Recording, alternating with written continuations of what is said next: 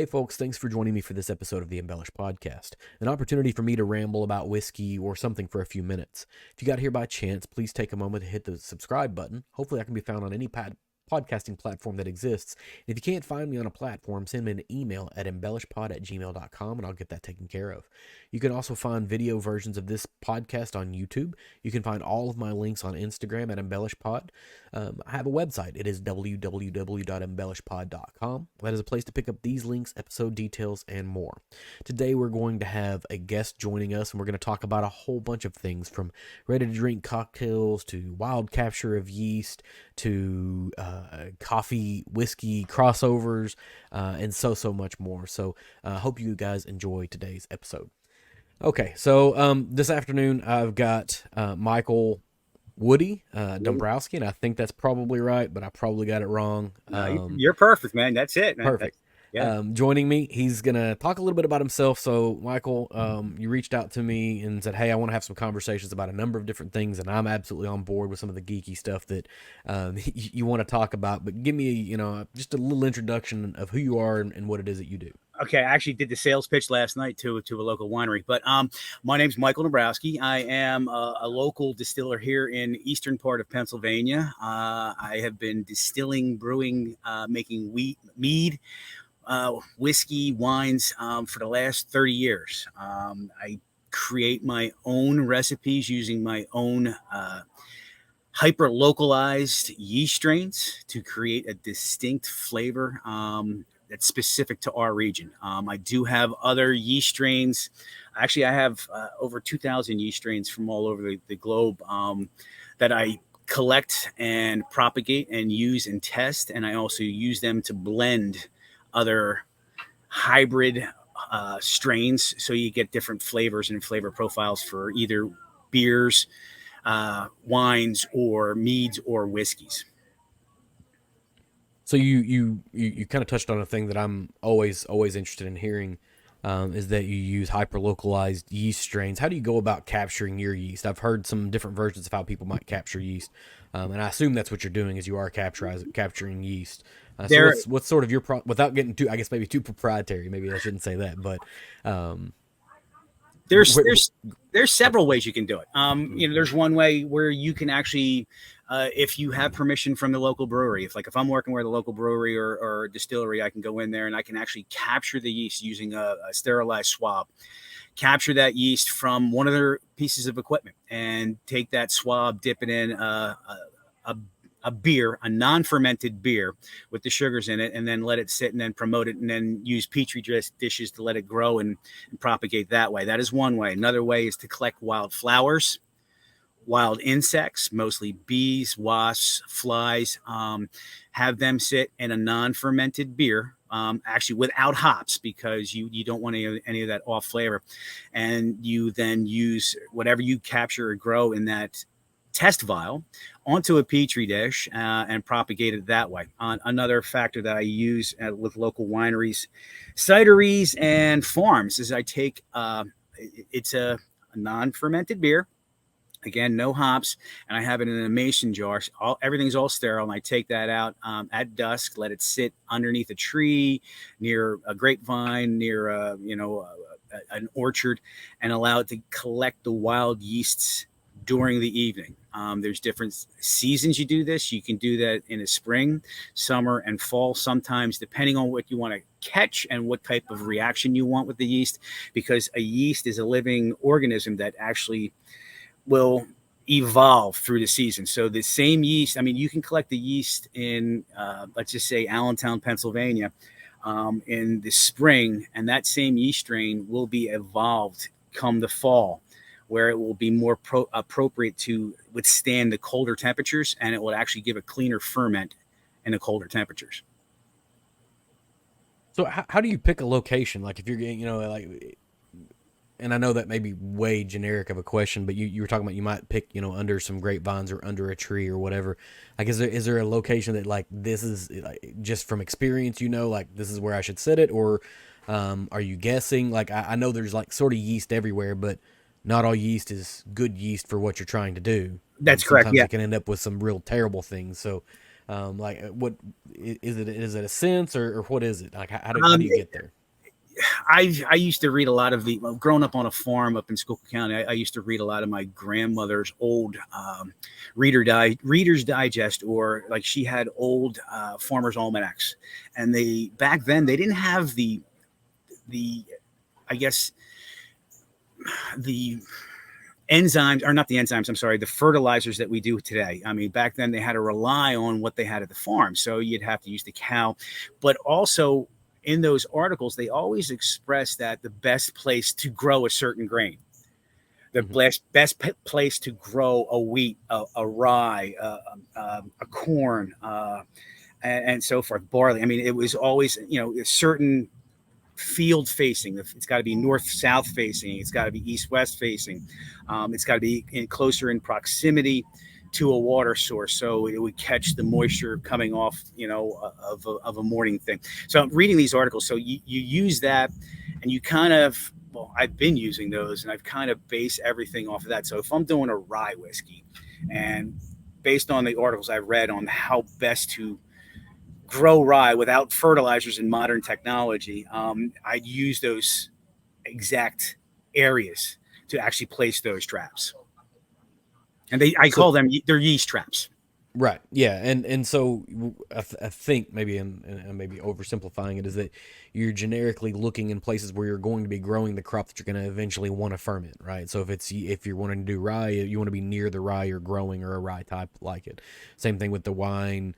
Same thing, I guess, with corn or wheat or whatever that you happen to be fermenting. You're trying to stay as close as you can to where that particular crop is grown. Is that That, accurate?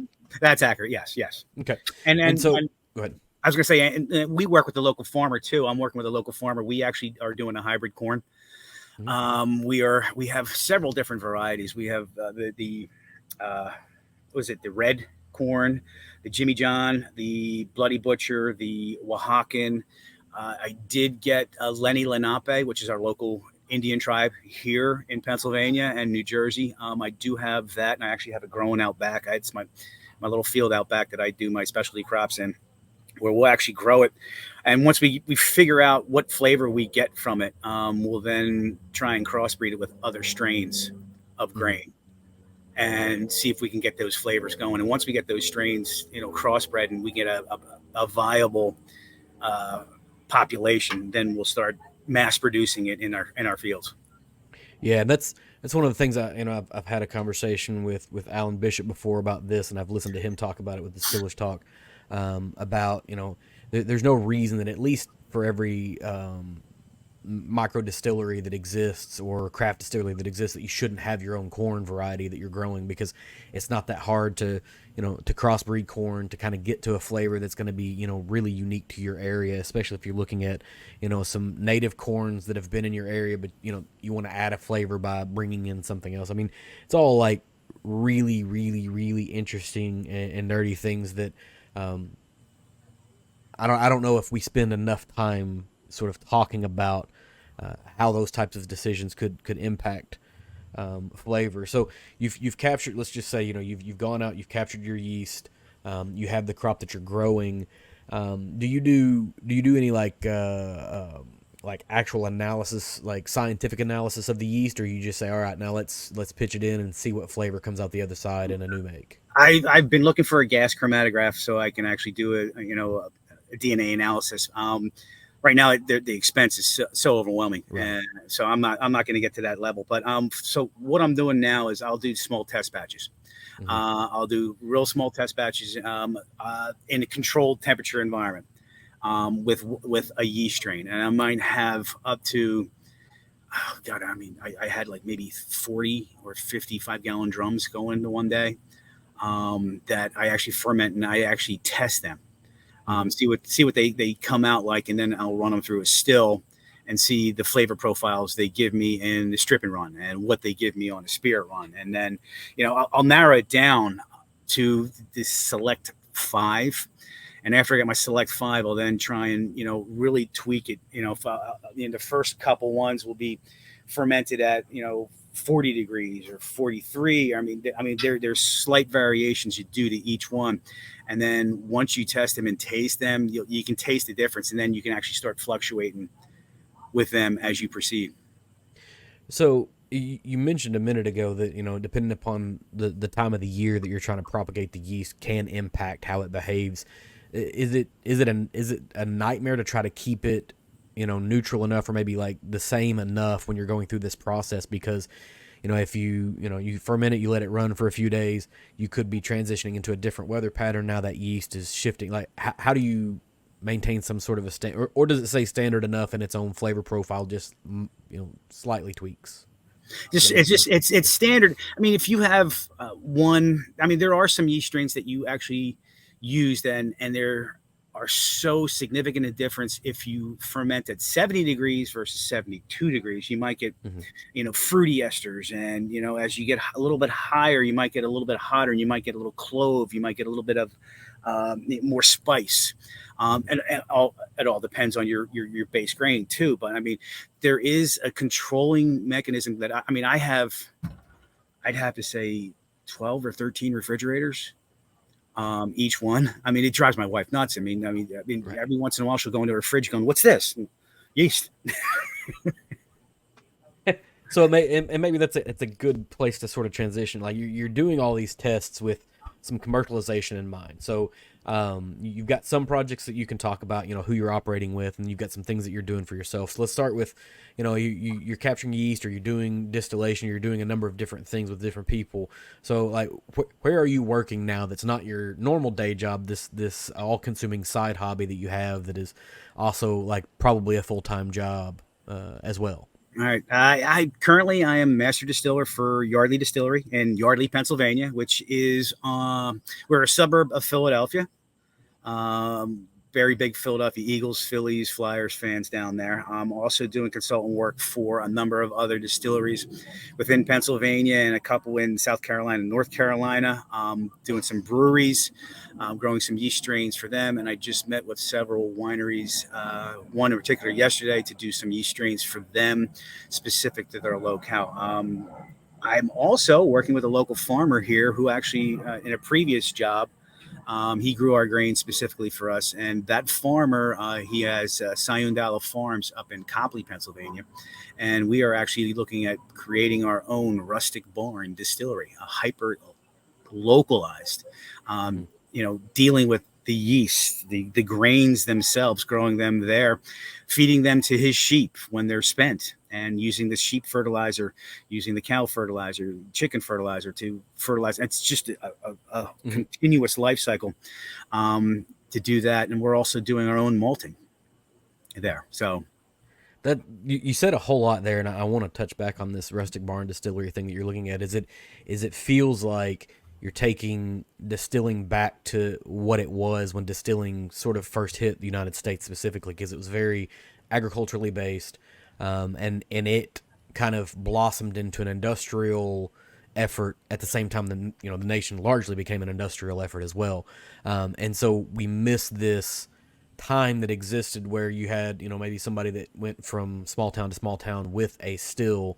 and local farmers could bring it in as an opportunity to still off any of their grain that they weren't going to be able to store, because we didn't have, grainers, we didn't have good ways of storing grain at that point in time. But if you got into a distilled product, it was shelf stable forever.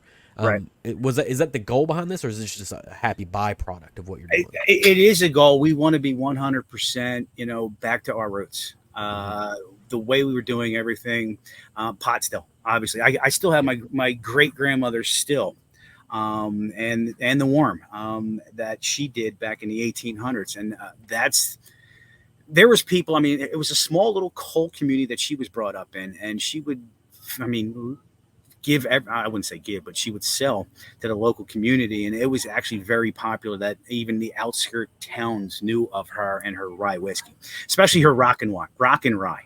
That was one of my grandmother's thing. And even my uncle, and my aunt, who was the only one that left that would drink it, she continues to this day saying how awesome the rock and rye was. Uh-huh.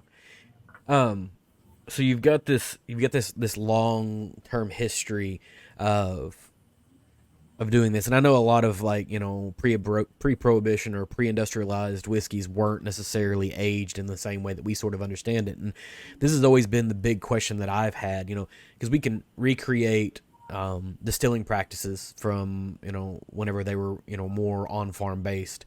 But what we're going to effectively be missing is the old growth wood that was used to make barrels, right? Because wild grown old growth wood has distinctly different graining patterns.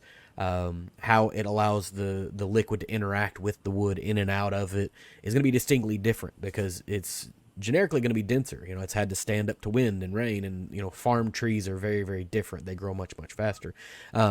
Have you thought kind of that far down the road, or you just, the cooperage is going to be somebody else's problem? We're worried about distillate. No. The cooperage is actually something that we're looking at right now. In fact, that we are actually doing local batches of corn and working, getting stuff into barrels now, so that when we do open, it's out there. As far as I do believe the cell structure of the fibers, like you indicated, have a different pattern, a different alignment, so to speak, from back then to now.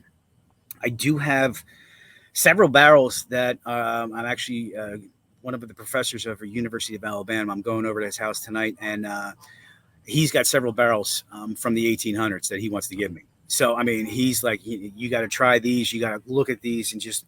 So I can't wait to get to him. He said he's got some old rum barrels too. That he's got a lot of antiques.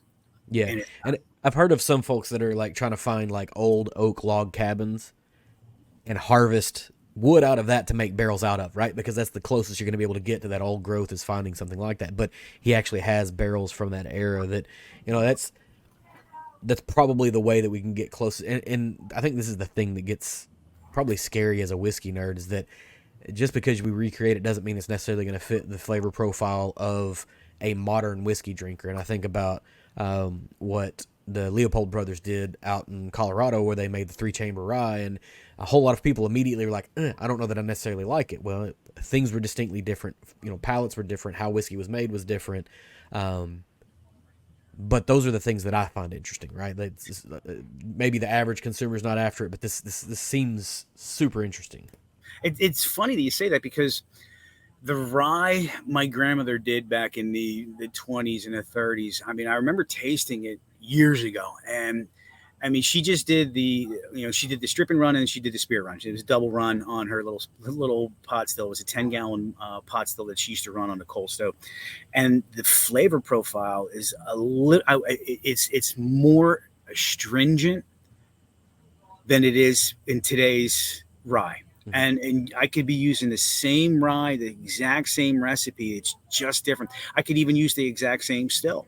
It's still something different. I mean, it could it be the temperature of the condenser that I'm running different that's causing that? I mean, it's the same. The ingredients, the way I'm running it is exactly the same. Mm-hmm. You run the risk of, especially, I don't know anything about your grandmother, but I know that if I got a recipe from my grandmother for anything, I can follow it to a T, but it's never going to recreate, because there's like one thing that she did that she never wrote down. It was just a part of how she made things, right? It was something that was sort of tossed in there at the last second that dramatically impacts it. And so it could be something like that. It could be water quality. It could be, any number of things that make it different. But I'm interested, and I think there's a good group of people that are interested in trying to chase down what it was. I mean, that's what whiskey is, a nostalgic beverage, right? It's and nostalgia is like probably the best drug that exists in the world. We're all trying to chase memories, and so I think that's interesting. But you've mentioned your grandmother a couple of times, so let's get a little background on the distilling from a familial background here. Okay. Well, actually, my great grandmother in Pennsylvania, she was a midwife, and as a midwife, she, everybody had distills back then, the 1800s, that they were the apothecary of the town. And my great grandmother would make laudanum. And I don't know if you know what laudanum is. It is an opium based liquor. As far as flavor profile, it tastes like ouzo or the anise. But it has a lot more sugar in it, because I mean, I can make it, and I have made it. It does mess you up mentally. It kind of, like, one shot, you're like, holy cow. So she started doing a laudanum, She educated my grandmother. This is all on my mother's side of the family. My grandmother on my mother's side of the family would do it, and she lived in a small, what they called a patch. It was a coal mining town where you sold your soul to the company, and you got paid in company chits. That's CHITS, Hmm. which is the company money, and you can only spend that at the company store. In order for her to go to nursing school in Allentown, she had to make money outside of that. So she started doing the rye whiskey. And this is, I think she started making it around 1910, 1911 to make enough money that she graduated from Allentown Nursing School right around 1917, right before the pandemic, the first one. And during the pandemic, she would actually treat patients. She was a nurse. She would soak her gauze mask in the rye whiskey, put the rye whiskey on, or the rye whiskey mask on her mouth, and she would go in and treat patients. She never got the pandemic back then, which was the Spanish influenza. Fast forward a number of years, they went through Prohibition. They went through, World War One, World War Two. My uncle on my dad's side, when my parents got married in the early 50s, they kind of, my uncle on my dad's side kind of hooked up with my I don't mean hooked up, but got together with my grandmother. That's kind of weird. Connected, Yeah, connected. exactly. I I'm connected from with my Kentucky, man. We've heard it all, so don't worry about it. That's all right. But it's a small coal town, so you never know. So my grandmother and my uncle got connected, and my uncle, we call his name was Stasiu, or Stanley Dombrowsky, and typical Polish name. But we called him Uncle Argyle because every time he drank, he sounded like he was Scottish. He didn't understand the English coming out of his mouth. Uh-huh. So Uncle Argyle started learning how to do that, and he actually blew up my grandmother's kitchen on my father's side. But bonus, since he blew up the kitchen, that is when they started getting indoor plumbing. So they no longer had the outhouse. So he blew up the one side of the kitchen. So they put a bathroom on the other side of the wall. So they finally got indoor plumbing in the farmhouse. Uncle Argyle, we've always, talked for years. And the one day he came out and he started talking about Boilo. And I'm like, oh yeah, I mean, we love the Boilo is a very popular drink here in Pennsylvania, especially in the coal region. I mean, there's contests, there's celebrations, there's festivals for it. So we started talking about the Boilo years ago, and he's like, yeah, I'll teach you how to make it. And he taught me, and then we started talking about the whiskey and stuff. He's like, yeah, I got your grandmother's, still and, condenser. You want it? And I'm like, sure. And he's like, I also got a BMW motorcycle. You want that too? I'm like, maybe, I don't know. So I ended up getting a still, and for the next, I would say, 15 years, we were working together. I would do stuff. I would make a batch, send him a case of Yingling from Pennsylvania out to Ohio, along with a batch of my hooch that I made, and he, tell me what I did wrong, or tell me what was going on with the batch. So I learned via distance with him, and then since then I just started getting into the whole background, the Scientology, so to speak, of the yeast fermentation, the actual grains, the growing of the grains, the fertilization of the grains. From my standpoint, tasting oats from pig fertilizer versus cow fertilizer, I'd prefer the pig fertilizer. It's just how trial and error. And that's what we did. And I've been doing it for, like I said, for 30 years. Worked for one distillery, got them a number of awards, moved on at Yardley, and then started getting ready to start our own. So. Yeah. So and I've read a little bit about Boilo, and I knew that it was related to coal culture, and I'm sort of surprised that it's not a thing that exists, at least around me. I'm not sure if you're familiar with John Prine, but he wrote a song called Paradise. And it mentions a coal town in western Kentucky that's like an hour from where I sit right now. So we're moderately familiar with coal culture a little bit, but it's not something that's here, and I assume it has more to do with that's a very Pennsylvania specific thing. But I know laudanum was really popular out west. I grew up watching Western movies with my grandfather, and anything Tombstone related always refers to laudanum, specifically around I think, was it Wyatt Earp's wife. So laudanum is what, whiskey and opium together? Is that right? Yes. That's correct. Yes, and it's very potent. Let's just say mostly laudanum back in the 1800s, as far as I understand, my grandmother would have it at my great grandmother would have it about 120 proof. Mm-hmm. And the opium itself kind of took the burn away, Right. and would give it a distinct flavor. But they'd also use star like a fennel seeds is a lot what they used, as well as star anise to take the flavor down, and actually take out the bitterness of the poppy. And getting poppy into this country is not easy. No, I can imagine. And my entire childhood, my mom was a pharmacist growing up, and as a part of her doctoral work, she spent a lot of time like researching homeopathy, alternative medicines, and so anything that comes from an herbal background, which opium does, has always sort of intrigued her. So she'll absolutely be interested in kind of understanding this process. But you mentioned Yardley in there, and so you're working for your consulting and master distiller for Yardley right now. And Yardley is what is Yardley? How about that? Yardley's I would say it's a small, really small craft distillery. We have a bourbon, we have a vodka, and I'll get into the chain of vodkas, but we have a bourbon, a vodka, and a rum. Our vodka has three different varieties. We have the regular straight vodka, which is kind of a Tito's style. Then we also have a gold vodka. Gold vodka is an aged vodka, and because it is a vodka and not a bourbon, it doesn't have to conform to the bourbon rules and our regulations. So it doesn't. It can go in at above 120 proof. It doesn't have to be a brand new barrel. So I mean, we don't have to follow the strict rules as a bourbon. So we created. It's like a bourbon-esque type of vodka that instead of using your high end whiskeys to make a old fashioned or a Manhattan. Hey, you know what? $20 bottle of gold vodka. It's got the same oakiness, the flavor. It doesn't have the sweetness that you would get from the corn, but it does enhance and gives you that flavor that you're looking for when you do the old fashions or the Manhattans or whatever whiskey cocktail you're drinking. Another drink that or vodka that we have is a green vodka. As I stated, Yardley Distillery is located just in the suburbs of Philadelphia, which we are big Eagles, Flyers, and Phillies fans. And when the Phillies were in the World Series last year, I was like, hey, why don't we make a red vodka for the Phillies, and we could sell that. And they're like, well, man. Then the Eagles made the Super Bowl, and it was like, oh, we can make a green vodka. I'm like, yeah, I can make a green vodka. Just give me the color green so I can calculate, the density of the green versus the vodka to make sure it comes out at 80 proof. So we got the vodka as well.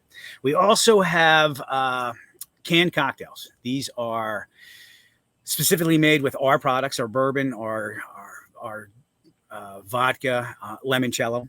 I forgot. We have limoncello. We also have an orangecello product. We use the limoncello to make our lemonade cocktail, canned cocktail.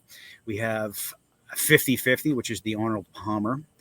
And then we have a bourbon iced tea, a Cape Cod, which is a vodka and cranberry and lime juice. And then we also just released margarita, which we'll be doing a tequila shortly in the next couple of weeks too. So I think as I was poking around, I found that the folks who own Yardley also have a coffee roasting business. They do. They do. So are we going to see any type of a coffee liqueur or a coffee crossover with whiskey? I've been pushing for that. I like that. I mean, it's not a major. I mean, he's got. I went to high school with Fred. Fred's got 5 restaurants in like La La Lobster. He's got a pizza shop, another diner, and then we're opening a Tex-Mex in Morrisville, and then we're in the process of opening another bigger facility down the road in Morrisville to actually do the distillery in. Right now, we're operating at a location that's maybe like 1,000 square feet. Yeah. And my wife's doing all the production from there. I mean, it's like, you're sitting there walking. Yeah. Trust me. You're very tied in there. You don't have much room to do anything. Right. Yeah, exactly. So I think they also have an apiary. Is this right? They do. It's very minor, very small. Mm-hmm. as far as an apiary, I have one closer to me in Easton. He's one of the major suppliers. Mm-hmm. He actually imports a lot of his honey because I deal with him because when I was doing the Boilo, he was my prime source, and he's one of the. Anytime you are at a local craft festival and they say they have their local strain of honey, 90% of the time his strain of honey is blended with theirs to make their local strain. So Gotcha. constantly Yeah, and that it was more leaning towards like, are they looking to do some mead? Have you do you do any distillation of mead? Any kind of exploration on what happens with that?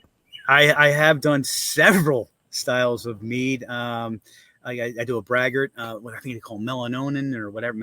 It's a fruit type mead. I do a grain slash honey based mead. I've done right now. I have a barrel going of bourbon. I have the barrel going for a year and a half, but the barrel itself went for 2 years as a rum cask. 3 years as I had a raspberry mead in there, and now it's got the bourbon in there right now, aging.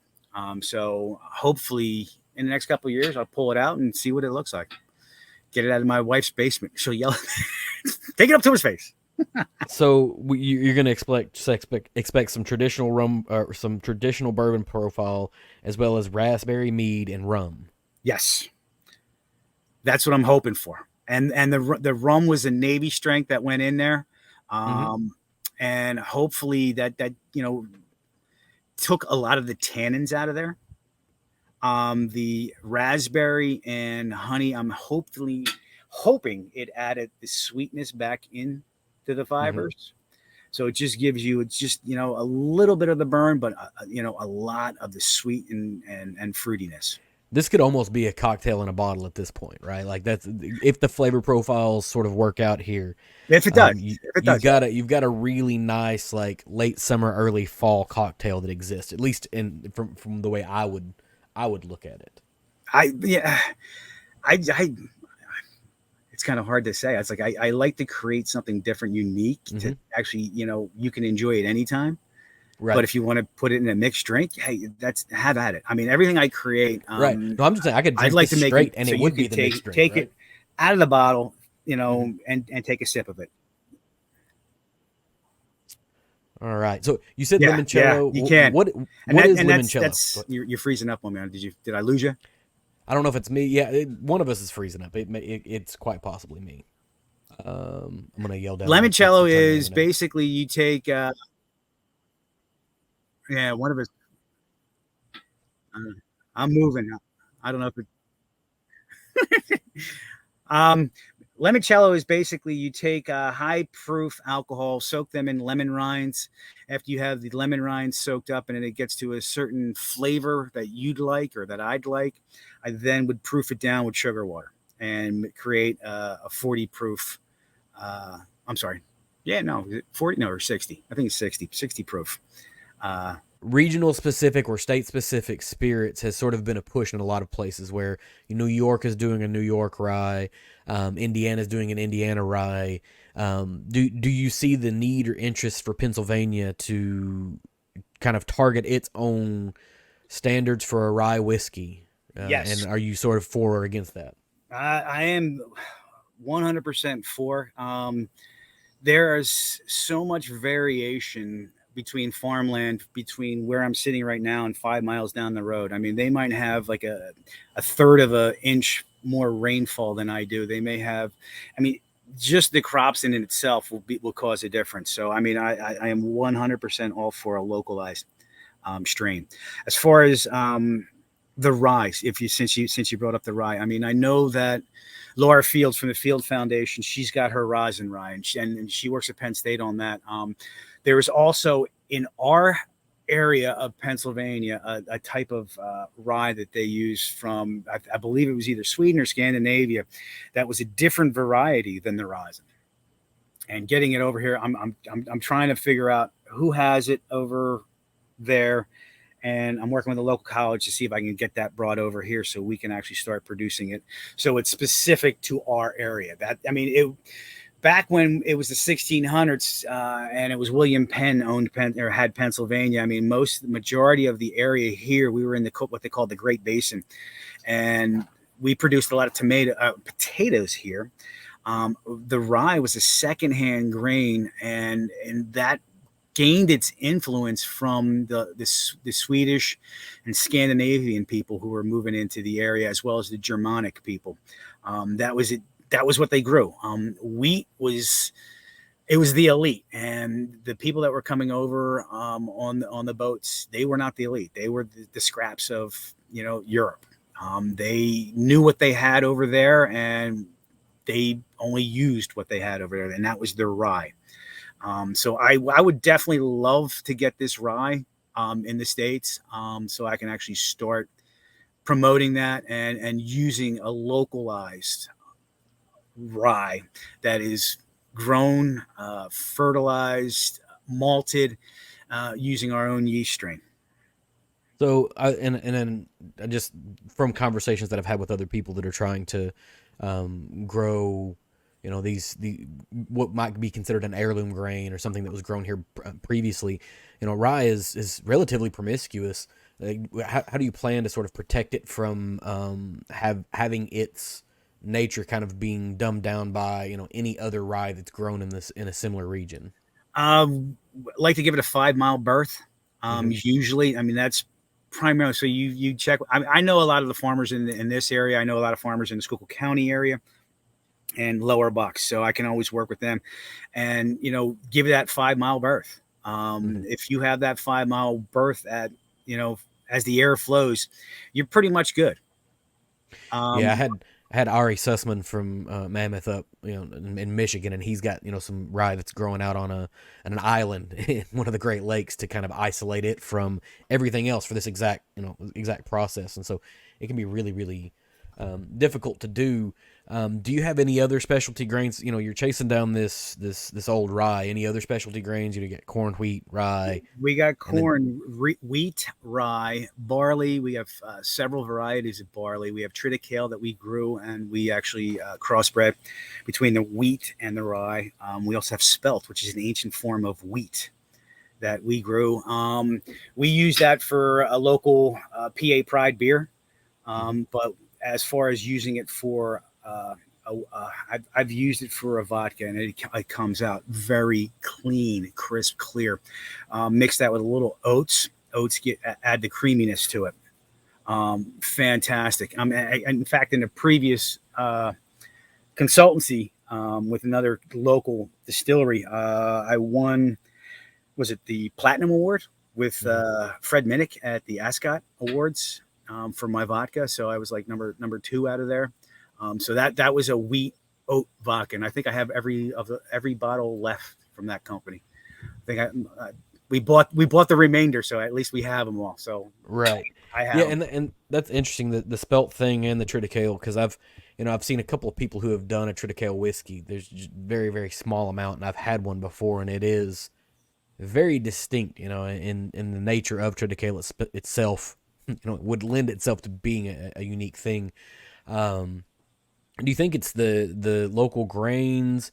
Is it the soil? Like, what makes, or maybe do you believe in terroir in whiskey? Yes, that is, like I was saying earlier. I mean, if you grow down the road and they might get like a third of an inch less or more rain than us, I mean, it has the impact on the grain quality, flavor profile, the starch content, the enzymes contained in the. I mean, it does have a significant impact.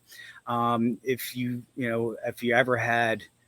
I guess smoked a cigar, you could tell the difference between a Cuban cigar and a Dominican cigar. I mean, it's the land that actually fosters some of the flavor, and you will get that. I mean, if you foster the land and make it highly, very sustainable. I mean, like we constantly are turning the soil. I mean, if you go up to the Syandal farm, you got maybe 8 inches of soil. And another thing that we're doing is we're introducing off-season crops and rotation. We're introducing Japanese radish, into the mix. And what they do is the Japanese radish, the radish themselves grow to about 2 feet, Mm-hmm. and that causes a great aeration in the soil. And you let it sit in there. It just breaks down the enzymes, and it just causes so much fertilizer to be nitrogen to be added back into the soil.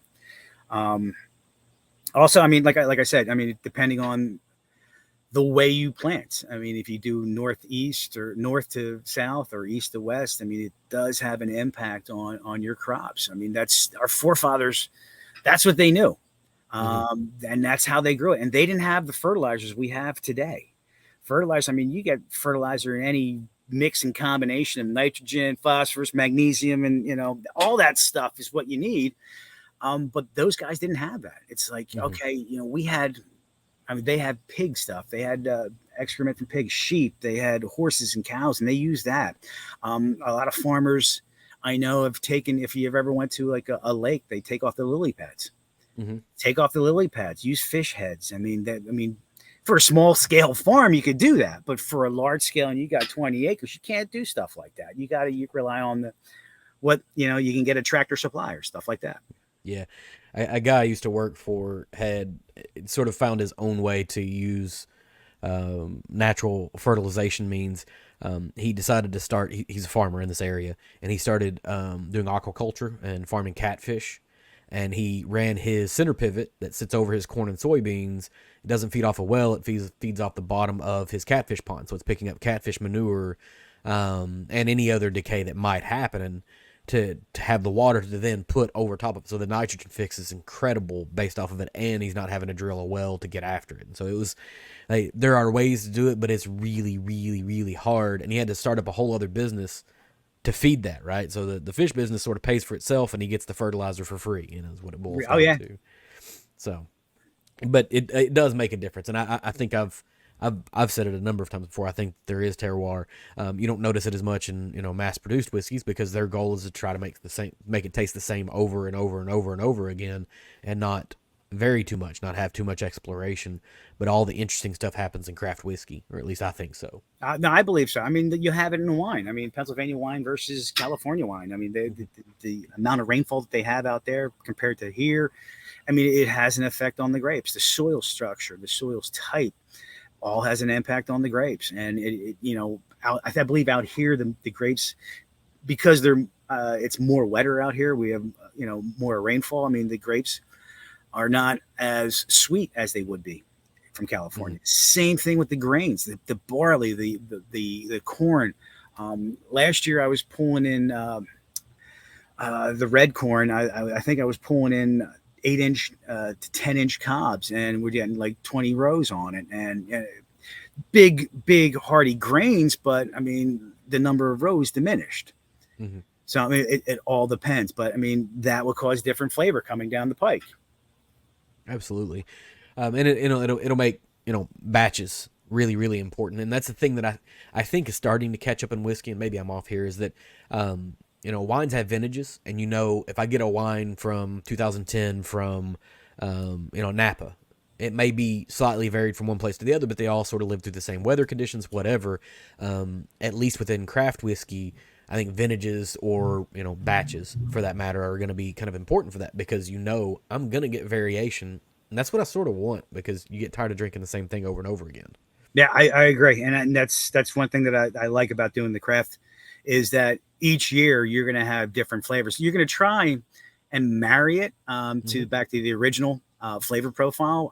You're not going to be exactly spot on.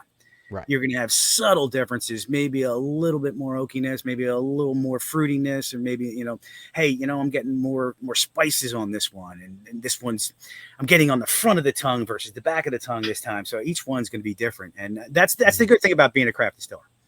Yeah, because there's this other bit of magic that you have almost no control over, is that once you put it in the barrel, It's then what? Right? Like you taste it along the way, and I was talking to a guy last week or 2 weeks ago, and he said, you taste one and it tastes bad, you just keep tasting it and hope eventually it turns around. Maybe it eventually will, or maybe it won't. And how it interacts with the wood, even though it may be the exact same new make that's in the barrel next to it, isn't different, right? And so you're never going to get it exactly right. And my dad he's brewed beer for 30 years, just as a side hobby, a thing that he did. And he's being a home brewer, you look at people like Miller Coors or Anheuser Busch and think it's an amazing feat that they can put out a can today and a can in 5 years, and that it's going to taste exactly the same, right? Because they've sort of lined that out, and that's really, really hard to do, but it's also sort of boring. It's. Well, it's funny you said it, because I had the conversation, was it last night? One of the wineries we were at, we were talking about Yingling. Yingling is a local brewery here in Pottsville. We used to I'll take a little sidetrack for you. When I was growing up, it was like $5 a case of Yingling. Mm-hmm. Back then, it tasted different than what that was what I was going to get to. But I remember getting a case for $5. Fast forward a number of years, I'm in Jersey. On a date with my wife at the time, when we were dating.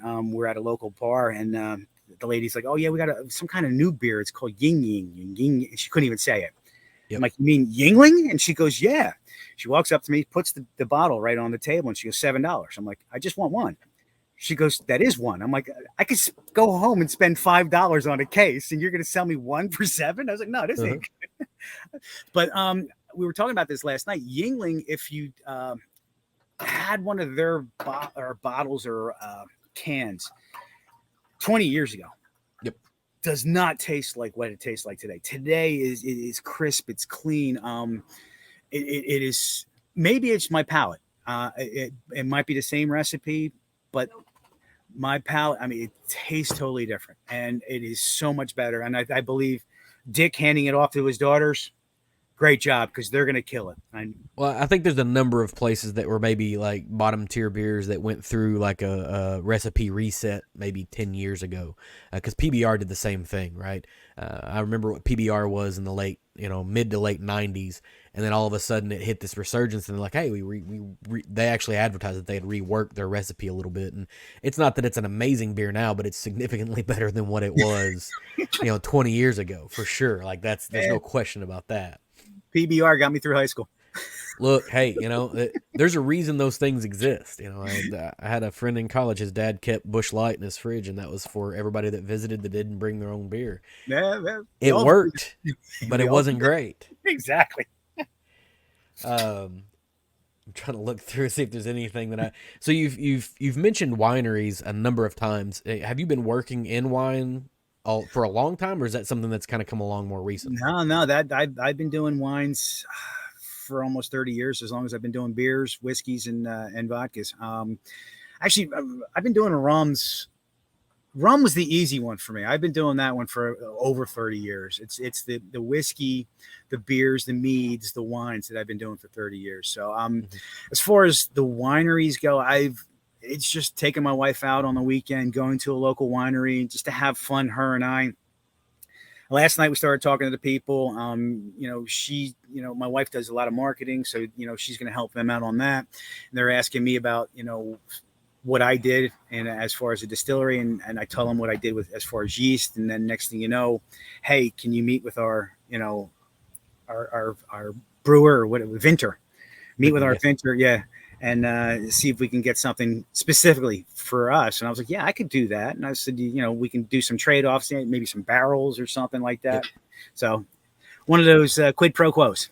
Yeah, trading barrels. You're looking for your next angle, and I enjoy that, because I like people that play with barrels, and see if you can get a different flavor profile, get something that unique, that's interesting, that's out there.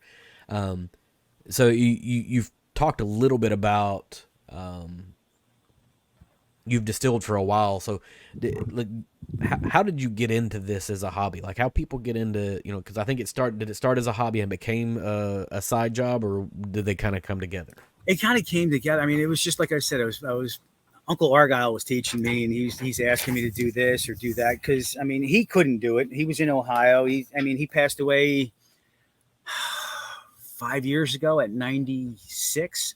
Still drinking a bottle of Gentleman Jack every 2 days. It was, yeah.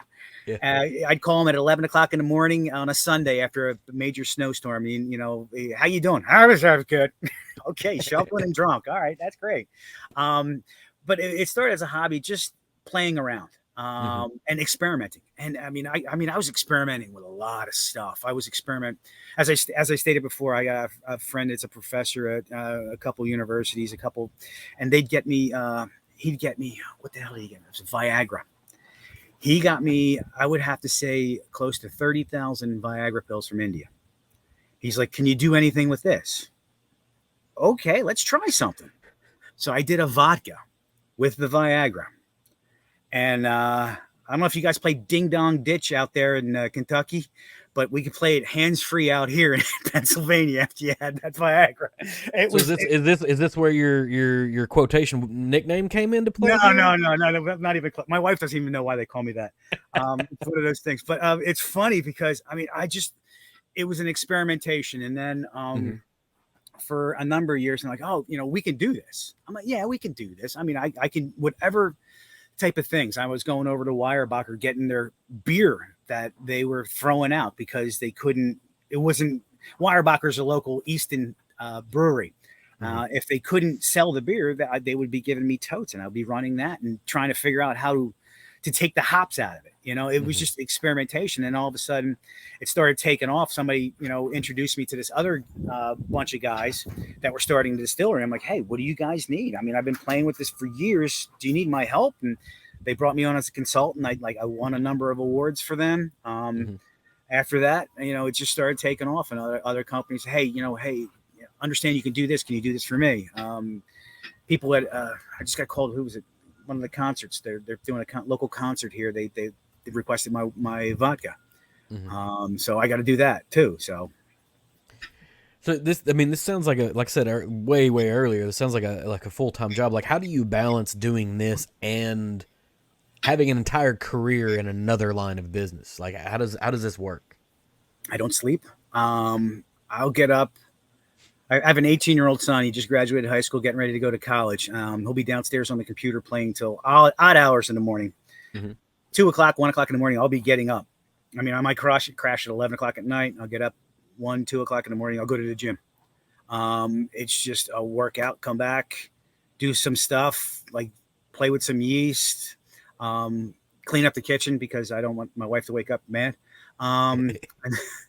It's not a great way to start the day. Yeah, exactly. And then, I'll do my work day. And because I do software and I'm a remote employee majority of the time, I have that luxury where I don't get to commute. And I could do anything from the house. So, I mean, yeast, brewing, distilling, it's pretty easy. You can just turn some things on and let it run. You get it at your certain, like if I'm doing a still, if I'm running a batch or doing a strip and run, I just let it go. But if I'm doing a spirit run, that I'm doing all the cuts, got a camera in the facility watching everything. So I can do my conference calls, sit there at the computer. I have another computer on the side. I can watch the still and monitor it. And then if something's going on, I could just take the headphones on, walk out, do what I got to do, go back in. So it's just constantly moving.